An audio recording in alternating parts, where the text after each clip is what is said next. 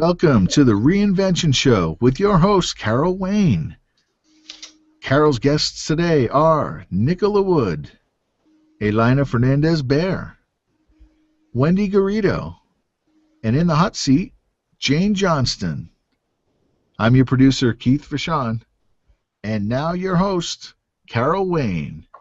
Hey, good morning, everyone, and welcome to the Reinvention Show, the one and only show that educates, inspires, and entertains you on your journey for reinvention.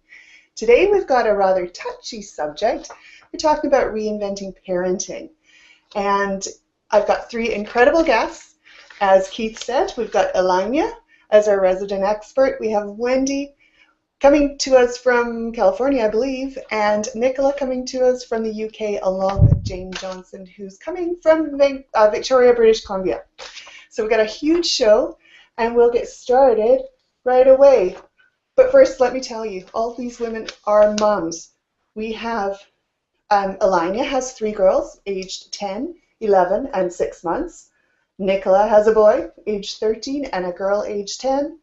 And Wendy has one girl aged 22 months, and Jane has a boy aged 11, and a girl aged 9. And I have two girls who are 18 and 22. Oh, I hope I got that right. Oh, anyways, so let's get started with our first guest, Nicola Wood. Nicola. Hello, hiya. Hi, and how are you doing today? Good, thank you. Thanks for having me on the show. It's lovely to be here. Great. Now, I just realized I don't have my introduction notes for you. Okay. So could you please tell us a little bit about yourself? My title's a Mumpreneur Empowerment Coach, and I'm a lifestyle and parenting expert that really does one-to-one coaching around how to get good success and happiness, a good balance between working life and parenting, and how to sort of get all round happiness and success, really. Great, and I just found my notes. So, that put me on the spot first. I'm like, where did they go? They were in my hand a moment ago. You are a mompreneur empowerment coach, and you help women who are entrepreneurs, working women, and coaches to find happiness and success in their family lives and through self-development. And you specialize in parenting, and you are a best-selling parenting author. That's right, yeah. There we go. So, you have a background in community work as a detached youth worker, a community care worker, and a children's residential worker. What were some of the aha moments that you had when you were working in the field, and how does that apply to the work that you're doing now? Okay, and I've also been a family resource worker as well on top of that for a couple of years. I think there's lots of aha moments that you have along the way, working in them settings, working with young people and families. But I think the things that really stood out and the things that I really learned are, firstly, that there's no such thing as a perfect parent. We stress and we give ourselves a hard time as parents, and all the families that I went into were giving themselves hard times, really, and really stressing that they weren't doing a good job. A lot of the times we're doing a lot better job than what we think we are, and even when there's things going off and there are issues and problems, with little tweaks you can get things back on track. I think another big thing was to relax and enjoy being a parent, have fun with your kids. And sometimes particularly when things are stressful and things are difficult, we sometimes forget to just enjoy our children. So that was a big thing I learned. Also is when there are issues and problems, don't second guess what's going on. Sometimes what we see as a huge problem actually isn't a problem for our child or isn't a problem for our partner. And sometimes, again, we're giving ourselves hard times when actually that bit of communicating and actually finding out how other people within our family are feeling is of real great benefit. I found really that communication was the key to a lot of things, you know, get chatting, get to know what each other's thinking and feeling. Communication is really a good thing. And I think lastly, a big thing was there's always hope and a way out. You know, don't let things, it's really easy to say when, you know, you've got a lot of things going on, but try not to get overwhelmed. You know, I've seen the most complex and difficult of situations turn themselves around. You know, there's always hope, there's always solutions and answers out there. So what is it that you tell mums that are having a date that's, you know, one of those not so good days? Yeah. I think firstly is to put it in perspective. You know, we all have them bad days, and we all have days when we're not at our best or when things are difficult. You know, the next thing is probably to breathe deeply, keep calm, you know, and try to sort of see the positives in the day. You know, usually when we've got loads of things going off, you know, or we're having that bad day, it's easy to get caught up in the negativity of that day. But try and turn that around, try and turn that into positives, whether that's through humour, sticking on a tune and dancing, you know, whatever that is, try and positively turn things around.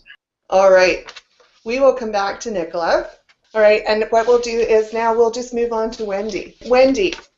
Wendy Garrido is a badass parenting coach and smart-ass business strategist for stressed-out mompreneurs. She specializes in helping with women who are finding this whole parenting thing to be way harder than they expected, especially when they are committed to doing it well, while also doing meaningful work in the world.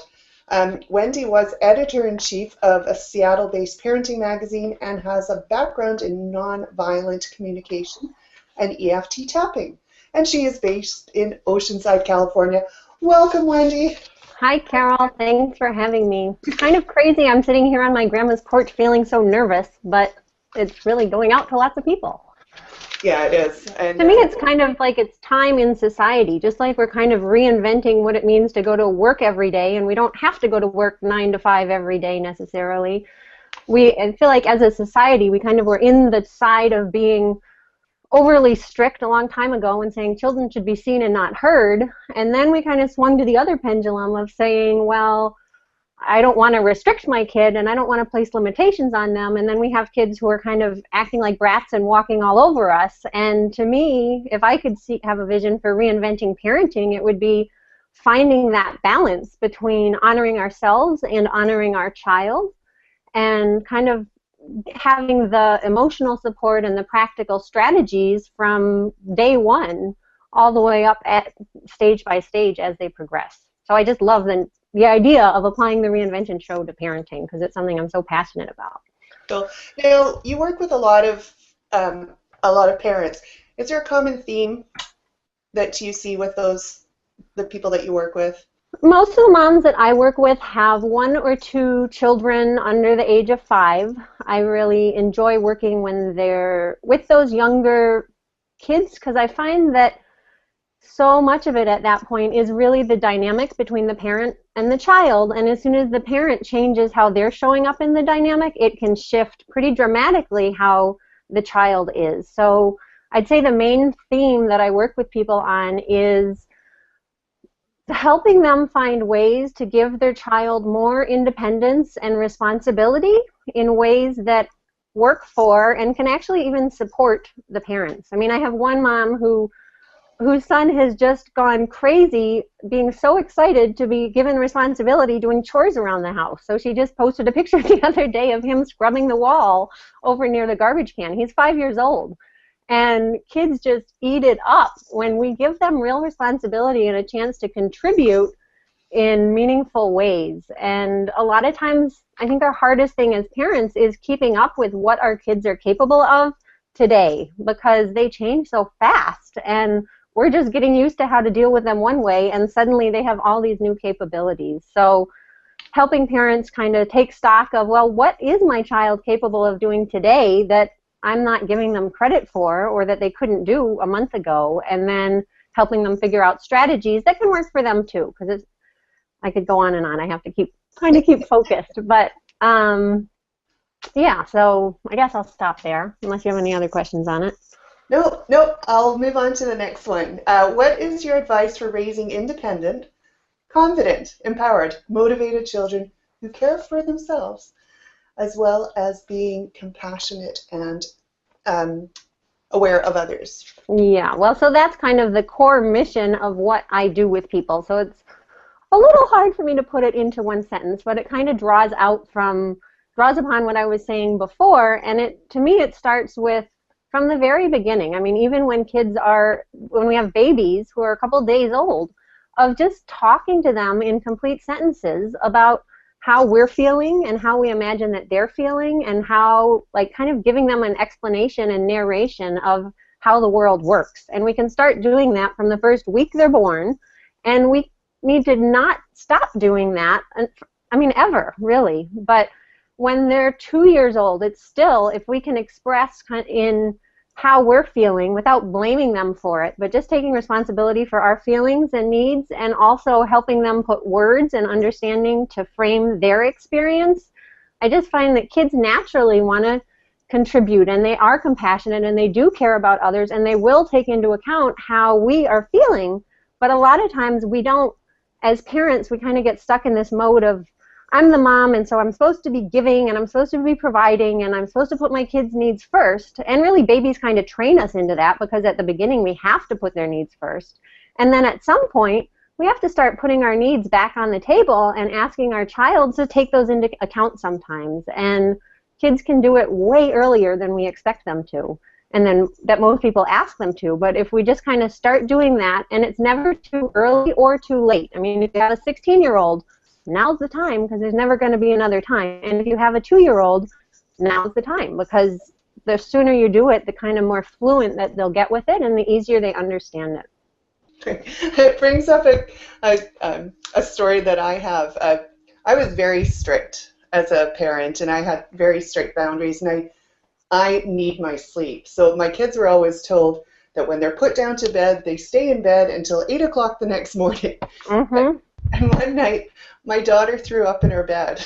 And she sat in her bed. I can't remember how old she was, but she sat in her bed for ages trying to figure out whether she was more uncomfortable sitting in her bed, or whether she was going to risk coming to wake me up to change the sheets. And I'm like, oh, I am such a bad mother. It's so hard, because we feel like it's so easy to go to, oh, I'm a bad mom, and the reality is we don't have any training. There is no driver's ed. The fact that you were erring on the strict side was taking care of yourself in a way that a lot of parents don't. And yet, on the other hand, I like to help parents figure out, how do you raise the child who isn't just following the rules because they are afraid of what happens if they don't, but where the rules make sense to them and they get buy-in. That's a big part, is kind of how do you get your kids to buy into the agreements and the rules, and then kind of put them in that position where they are used to kind of being responsible and making decisions for themselves, I think. So, but it's hard. And I mean, I mean, we had to change the rule that, okay, there are exceptions to the rule. And they're so good at following the rule the way that you tell them to do it. And then, I mean, I think they're geniuses at looking for patterns and rules in the world. And a lot of our struggles as parents are because either we're being inconsistent in the rules that we're giving them, or we're not explaining the nuances to them in a way that they can understand. Like, okay, if it's an emergency, then you can come and get me, or whatever. Right. Now, how do you deal with challenging children who have temper tantrums, for example? My other daughter was in that camp, and you know, when you go to the store and you see this kid who's in a full-out temper tantrum in their stroller, and well, I was that mom going, oh. So what do you tell parents who have children? Well, to me, when you're in the store is the hardest thing, because not only are you trying to figure out how do you deal with this small person, but then you have this whole social pressure of what are people thinking and how are they reacting to me and all of that. So if I'm in the situation and she's my daughter's acting up in the store, the first thing I say is, can you please stop crying and calm down? Otherwise, I'm going to take you outside. And a lot of times she's not going to do it, right? She's still upset, but at least I've given her the choice, and she's chosen to keep crying, and so then I take her outside. And at least being outside, it's a change of pace for them, and it takes some of the pressure off of us. And then a lot of times when parents are struggling with basically that situation is probably because they've set a boundary and said no candy or whatever, and the kid is throwing a fit because of it. I distinguish between two types of tantrums. That, to me, that's kind of the bratty tantrum, and then there's the crying and screaming when they're hungry or tired and just like can't function. And to me, those are the times when you need to figure out, okay, what do you need? How can we support you in feeling better? Whereas when it's the bratty tantrums, and you can tell because as soon as you give them what they're crying about, they'll stop, then that's when you need to kind of find a firmer boundary. And a lot of the time, the reason kids are screaming like that is because parents have had a history of not being able to stick to those boundaries, usually because they're freaking busy. And by the end of the day, or whenever it is that they're seeing their child, they just don't have the time or the energy to want to be strict about something. So they'll kind of say, no, you can't have that cookie tonight. Then the child screams and throws a tantrum, and so then they say, oh, okay, fine, you can have it. And something that I say that I think is, I haven't heard a lot of people talk about is, if you're going to say yes later on, then just say yes now. It's okay to give in sometimes if you don't feel like following through. A big part of what I work on with people is finding that integrity between how they're feeling, what they're saying, and what they're doing. And if you feel exhausted and worn out, then don't say, no, you can't have it, and when you know that there's going to be this big thing afterwards. In my opinion, it's better to stay in your integrity and be, I just got an echo from somebody, stay in integrity and say that they can have it that time and explain why. You know what, I'm really tired, I don't feel like crying, I don't feel like dealing with you crying, so I'm going to say you can have it right now. And then on the times when you do have a little bit more time and a little bit more patience, then those are the times and you say, you know what, I'm ready to kind of face this. It's kind of choosing your battles, and I'm ready to deal with this, so no, I'm sorry, you can't have a cookie right now. I'm sorry. I could go talk like 15 minutes every time you ask me a question, and I think I only have 12 minutes, so I'll stop there. There you go, 10. Oh, well, I wasn't keeping track of time. So do you help parents with teenagers that are just pushing those boundaries so much? I don't really. I pretty much specialize in working with moms with young kids, and I volunteer at a family camp in Seattle, which is based on compassionate communication, and I've done that for the last 8 years. So I do a lot of work with teens in a volunteer capacity, but I haven't done a lot of work as like working with the parents of teens. I find it easier to just build the rapport directly with the teens sometimes, and then it's like to me they're in the same position that I tell them, you know, there's people who are 20 and 30 and 50 and 60 who don't have their life figured out right now, and so you don't have your life figured out right now either, and kind of I support them on their personal journey, I would say, more than on helping parents control their teens or something. So that's kind of my answer. Cool. All right. Well, thanks very much, Wendy. Thank you. Thanks. And we'll nip back to Nicola very quickly. So I just wanted to ask a question of you. As a single mom, how do you balance everything? I think, that's a really good question, a lot of question that a lot of the people that I work with sort of ask. And perhaps one of the hardest things to get right, really.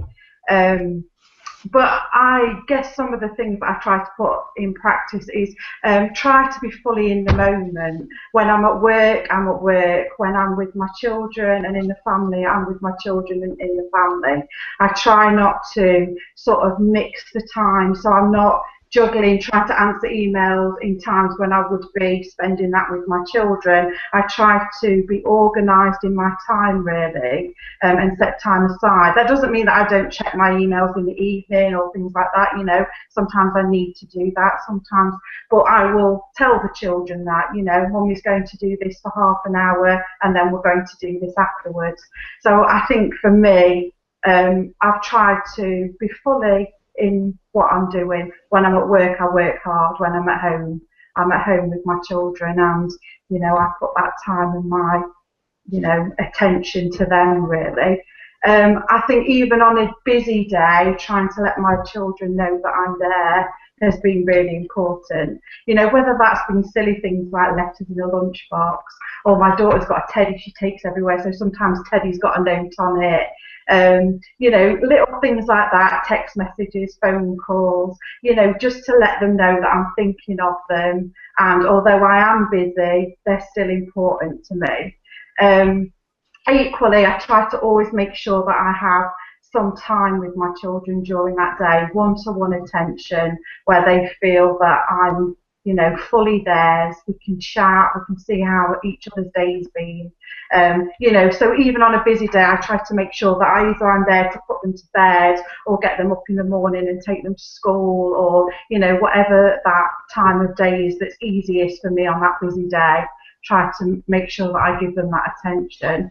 I think for me, one of the biggest things is organisation as well. You know, preparing for the morning, the night before, and things like that has been a massive time saver for me. And also reduce stress and, oh God, where's this in the morning, and that, and, you know, that sort of thing.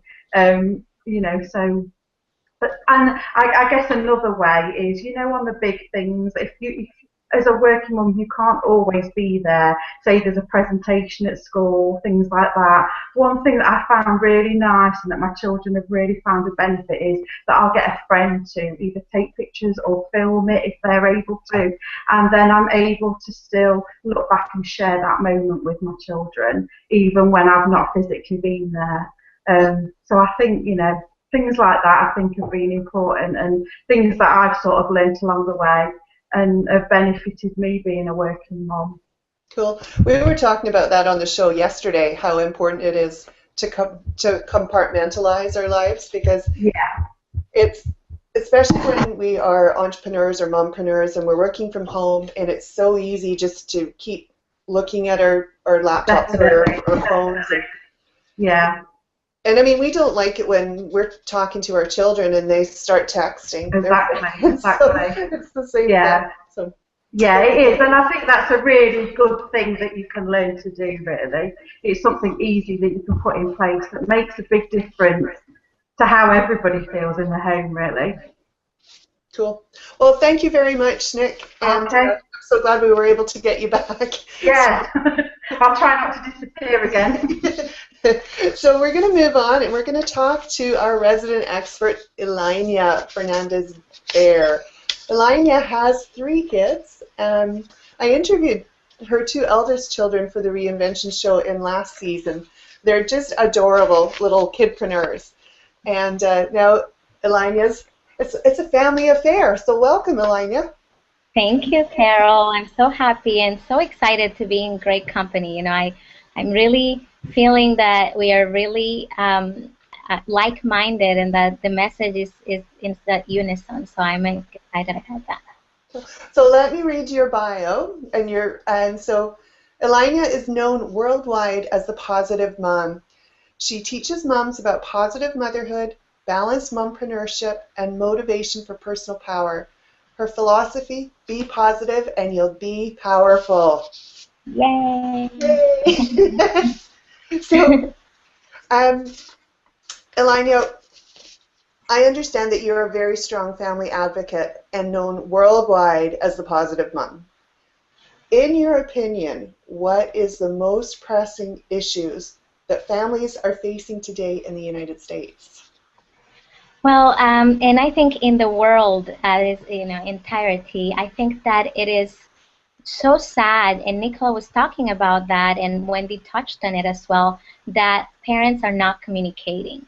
And a shocking statistic that I learned, and that really deeply hurt me is that parents in the United States are spending a total of 3.5 minutes of meaningful communication per week with their children. And I hope that, in the UK and in Canada it's a little better, but really what that means is that children are not getting the values and the teachings and the love and the nurturing that they need from their parents. So it really deeply hurts me, and it really tells me that something needs to be done, that we really need to be advocates in making sure that family togetherness becomes a priority in our homes. When you started to say that 3.5 minutes, I thought you were going to say per day, and I was shocked at that. But Yeah. Per week, that's crazy. It is insane.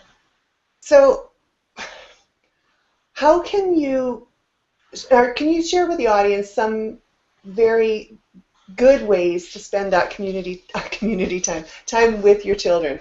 Well, I have, I speak in acronyms in 3 steps, so you're going to learn that very quickly. I think that the 3 main things that I identified with my children, I was a single mom, and I had to bring home the beans. We're vegan, so we don't say bacon.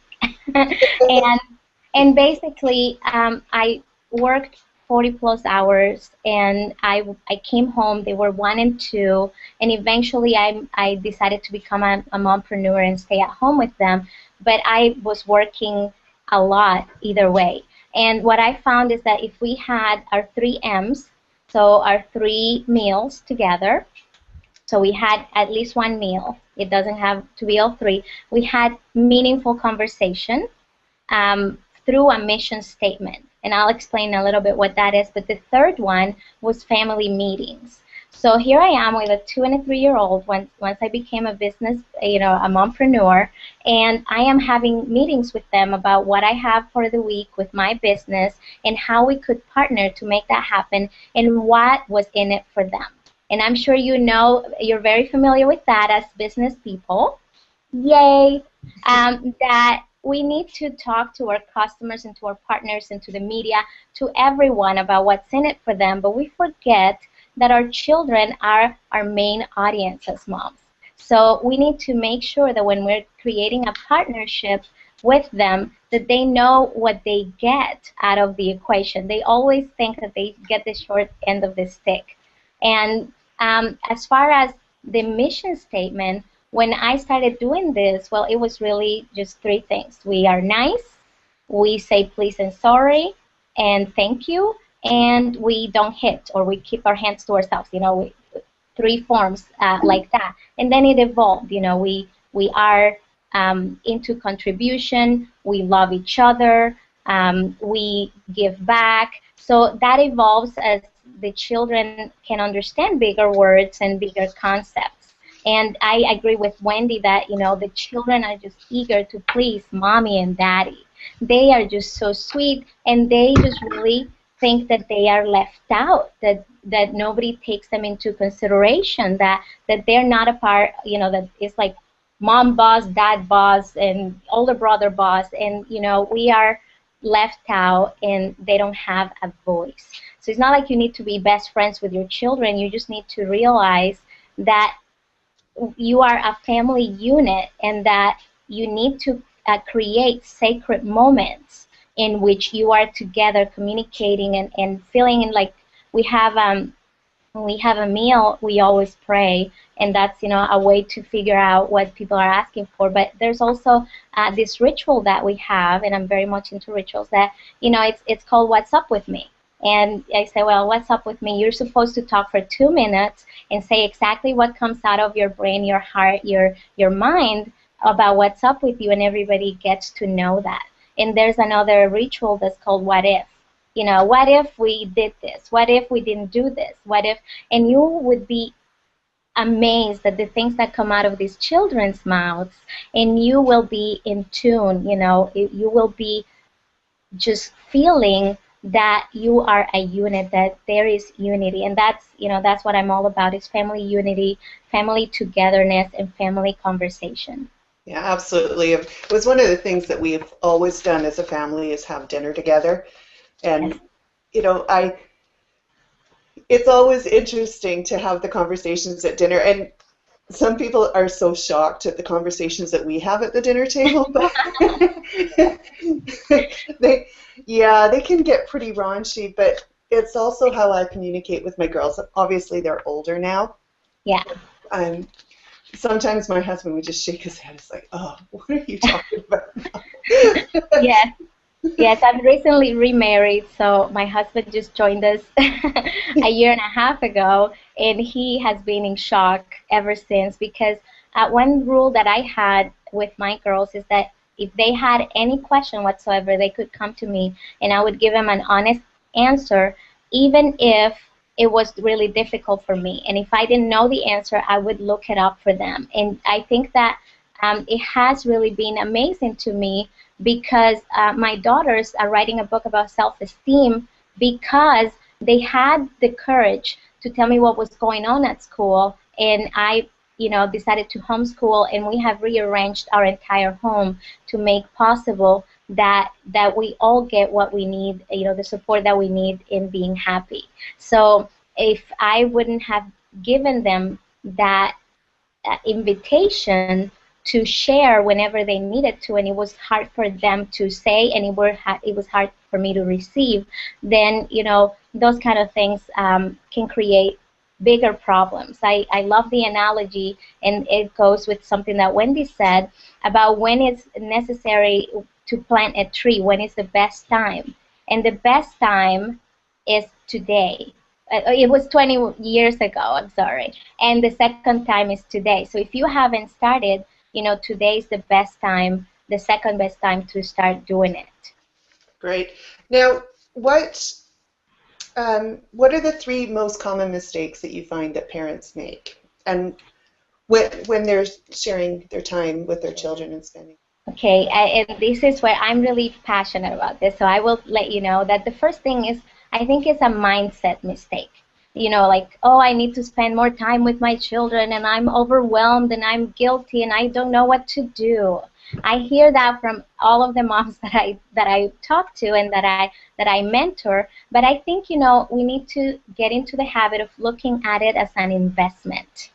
And I'm sure, Carol, with your girls grown, you were really happy that you had those dinners. And maybe you could have been, I don't know, watching a movie of your dreams or going to the opera or whatever it is you're interested in. But basically, you will never get that time back.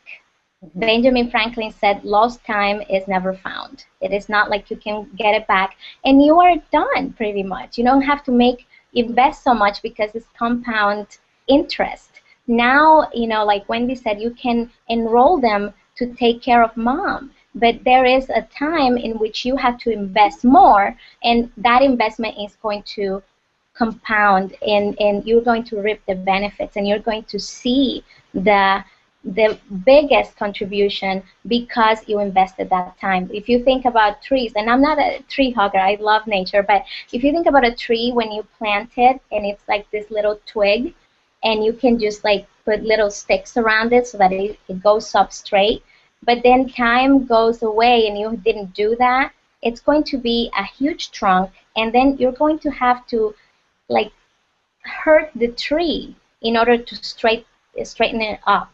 So basically, it's about putting those little sticks and giving that constant care while they still need it. And so I think that's the number one mistake is seeing it as spending versus investing. The second one is overscheduling and in trying to compensate. Okay, I'm not with my kids, so they can go to ballet. I didn't spend the whole week with my kids, so we're gonna go to the zoo. And at the zoo, you're texting and talking to the client or something like that. So basically, it's like, can we just connect? Can we just disconnect everything else and connect with each other? And I think that the third one, really is about quality versus quantity. And I know, I homeschool, I have a business, I'm married, I'm in my honeymoon phase. So, everybody in your home wants your time, and there is so much that's competing with for our time. And I think that if we have 3 minutes, 3.5 minutes of meaningful conversation with our children a week, that is pathetic. And I am sorry if it hurts anybody's feelings, but I will say that we need to carve out that time where we are doing, instead of quantity, we're doing quality. Give quality time and a little bit of quantity, but the quality is most important. You know, it's funny because when you were saying about now it's time for the children to take care of mom, my kids are already saying to me, Mom, we're going to choose your nursing home, so you better be nice to us. I raise smart girls. Oh, yes. Oh, I know. Well, thank you very much. We are a little short of time because, you know, it's just the way it is. So thank you very much, Alina. We're going to go to our hot seat guest now, Jane Johnson. And Jane. Yes. Hello. Now I'm looking for your thing. Oh, really? I'm organized. You want me to do it? No. I got it. So Jane has a master's degree in education and is a very successful real estate broker. She and her husband have 2 kids now, aged 9 and 11. Her plunge into real estate industry came out of a need to work closer to her residents as well as for financial reasons. She's been a consistent gold medal award winner and on top of her field, often in the top 3 of the 250 realtors at her company. So welcome, Jane. Let's talk about your challenge and why you're in the hot seat today, and then we will get all 3 of our experts to give you some coaching. Okay, well, aside from being in real estate, I also am the managing director of eWomen Network in Victoria, of which Carol is a member, and Alina is also a member. Alina, sorry.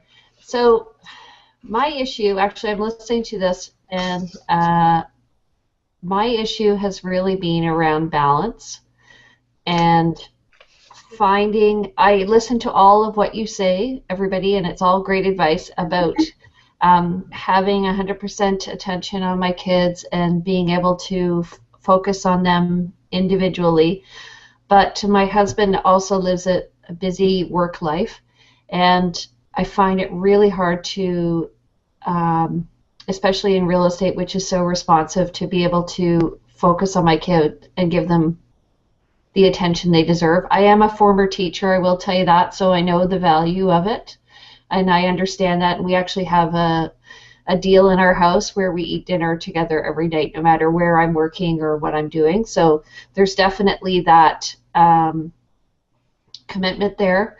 And we purposely have taken our kids out of some extracurricular activities just so that we can spend some quality time on the weekends with them, just as a family. But I said to my husband last weekend that one of the issues that I'm noticing is that what we've started to do on the weekends is actually juggle our work.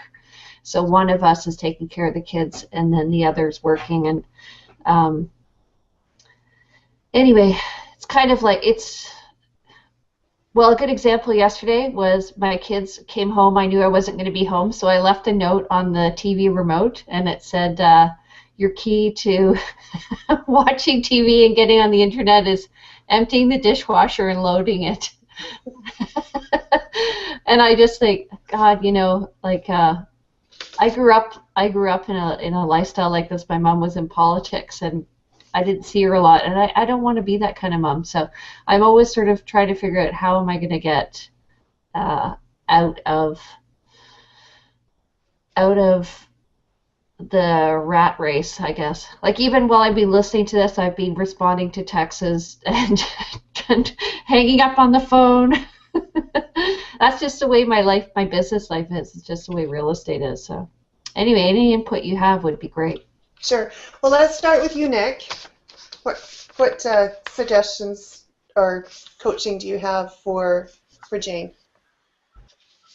I think Nick dropped off. Oh, Nick. All right, let's move on to you, Wendy. So I guess the first thing that comes to mind for me is, well, first just acknowledging and kind of giving yourself credit for the tremendous ways that you have shown up and that you are doing in the world. It's so easy to focus on like, oh, I don't spend enough time with my kids, without looking at how successful you've been in your business. And like there's that whole persona where you're confident, you're experienced, you're successful, and to kind of not lose sight of that, I think. And I'm sure you do somewhat, but I think especially when we come looking for solutions, it's like we just get stuck on all the things that aren't working, rather than looking at, there's thousands of women out there who are struggling with their business or struggling with all that, and that we all always have things that we can be grateful for and things that we can struggle with. So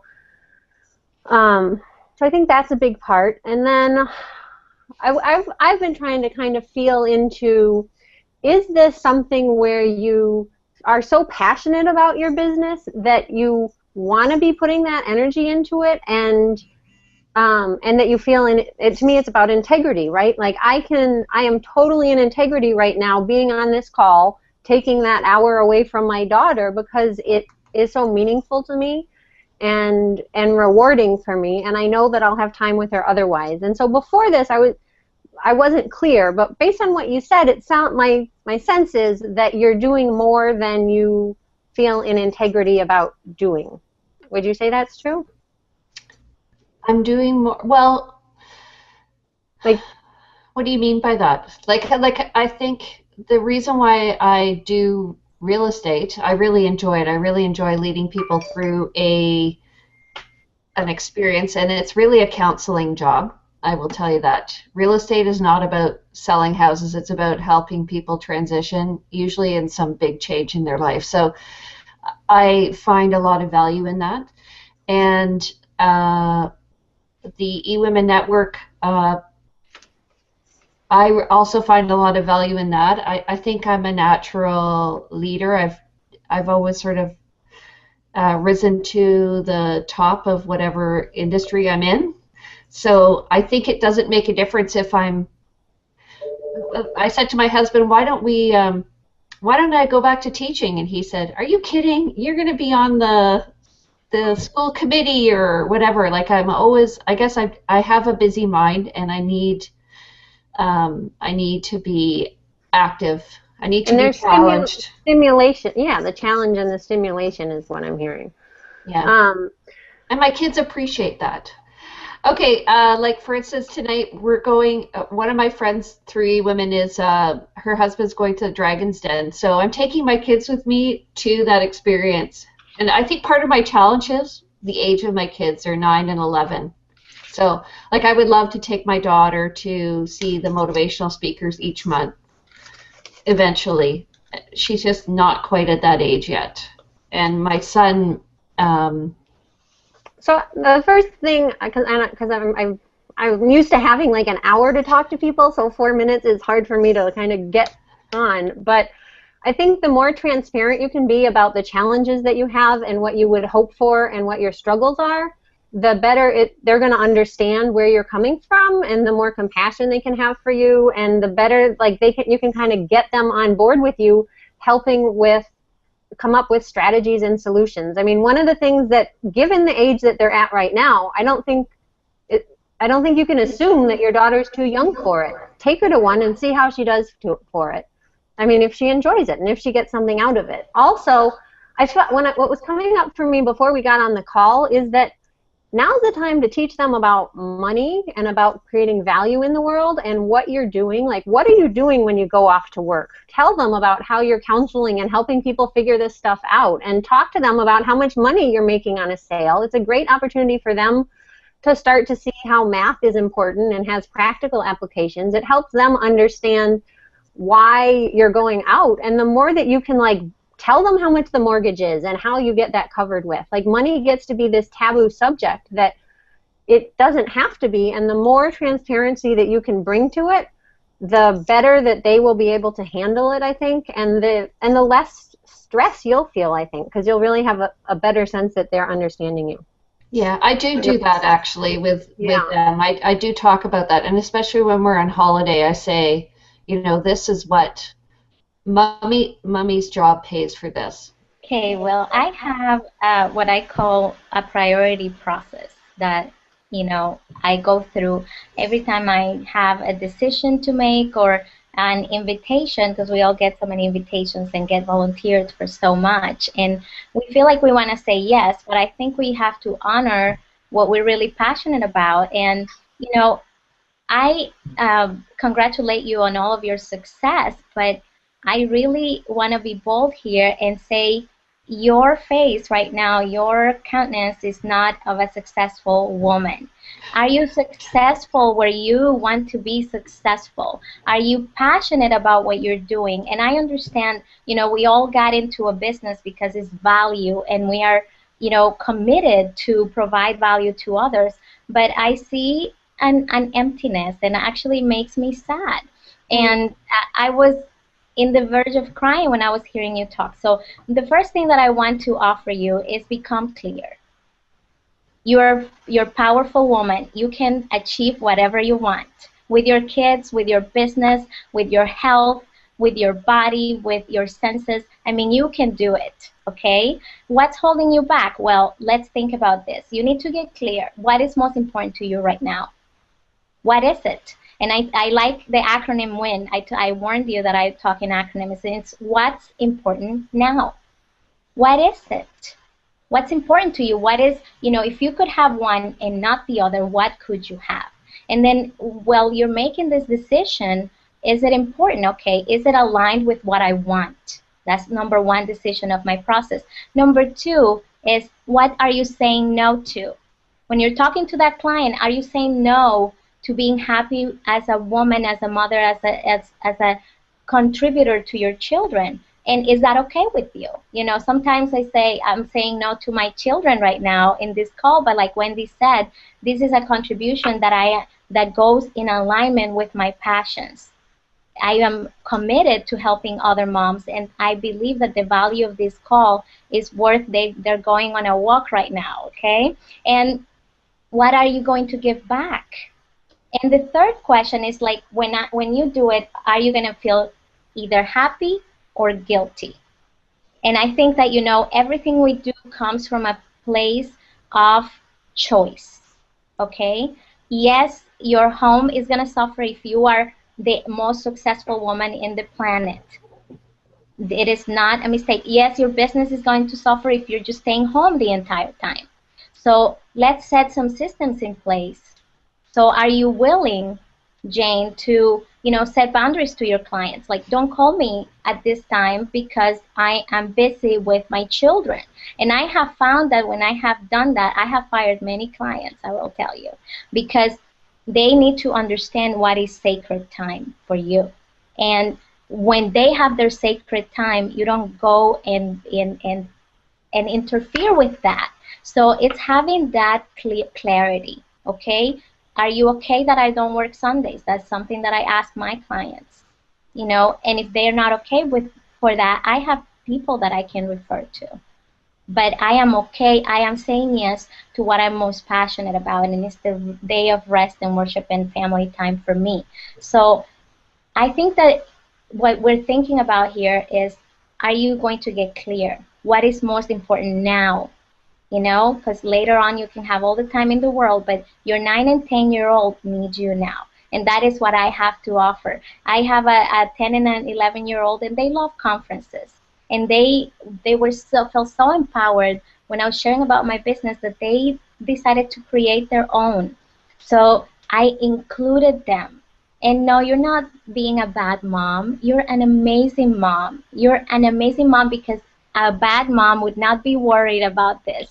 She would not be on a hot seat trying to find solutions. A bad mom is, not worrying about it. You're an amazing mom and you want to make it work, but there are some things that are holding you back, and I challenge you to work on them. Let's just, we'll get to Jane in just a second about that, but I also took my kids to conferences. My youngest in particular, and I've been taking her to those conferences since she was maybe 8 or 9, and she got to see the networking that goes on. She has she would have conversations with adults when we went to these conferences, and she would get so mad when they would talk down to her like she was a kid. So it was really great learning for her, and you know, we still do that. So you may want to consider that. So Jane, what do you think of what Alina was telling you?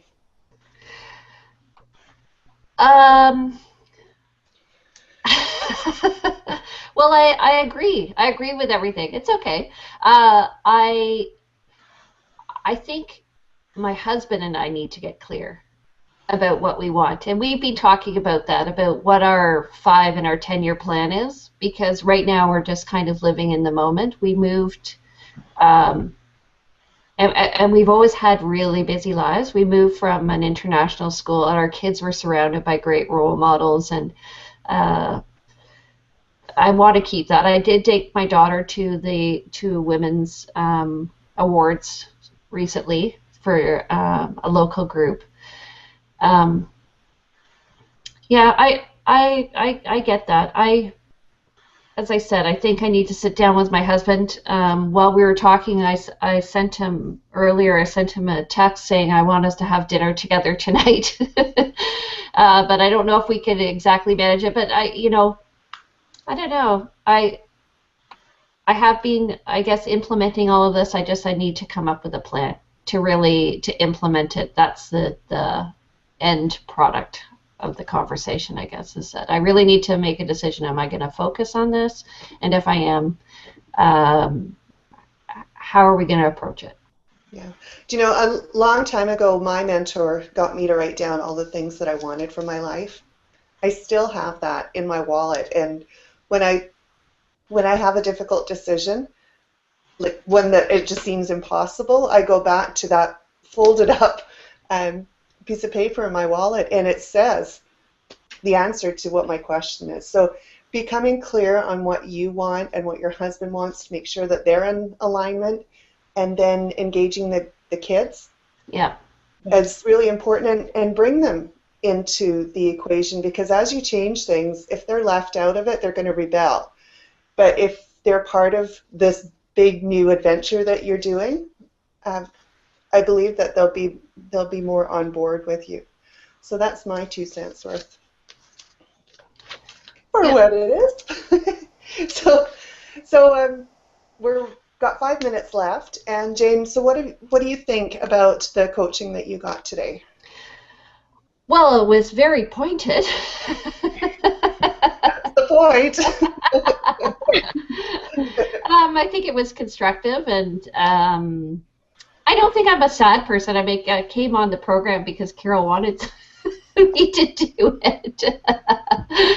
And I don't mind putting myself out there, and maybe that's one of my weaknesses. Yeah, and I think, I guess my takeaway point is that I really have to figure out, I have to sit down with my husband and figure out the plan. What's a big plan? Where are we going to go?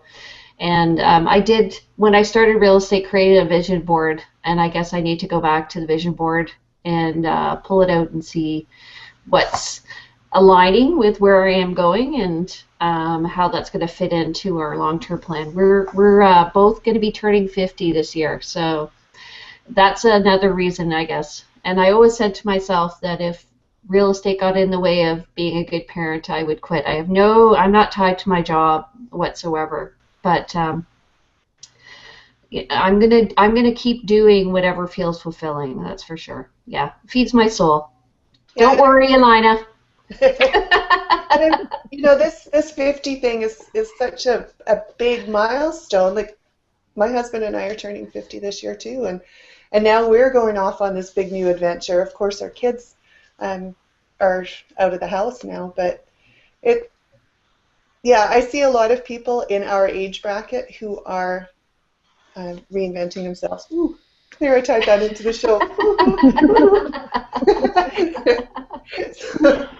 So we only have a few minutes left, and what I do on all my shows is I ask if there are any gifts for the audience, and the audience can get these gifts by going to thereinventionshow.com and signing up. There's a a box on the website that says enter your name and your email address to receive the gifts.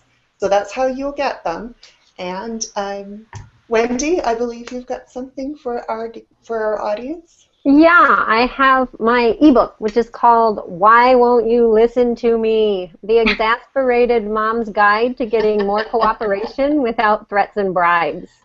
And so in there, I talk a lot about the integrity issue. It's focused on kids, parents with younger kids, but the reality is that the communication skills and everything that we're learning to do with, and boundary setting that we have to learn to do with our kids is not very different from what we have to do with our clients and our spouses and all of that. So yeah, so I have it available as a PDF and also as an EPUB so that you can read it on your ebook reader or whatever. And it's a quick, pretty easy read. My idea was that somebody could read it in a night or two.